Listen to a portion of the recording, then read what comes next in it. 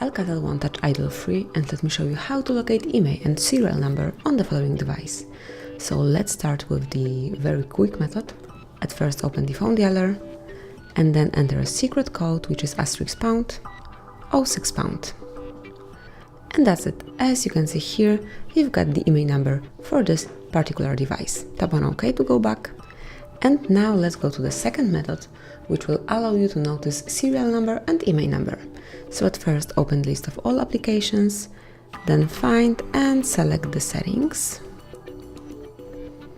Now scroll down to the very bottom of the list and under System you will notice About Phone. So simply click on it and then go to Status. If you will scroll down a bit, you will notice IMEI number and also serial number for this device. So that's it. This is how you can check IMEI number and also serial number. Enjoy. Thank you for watching. Please subscribe our channel and leave the thumbs up.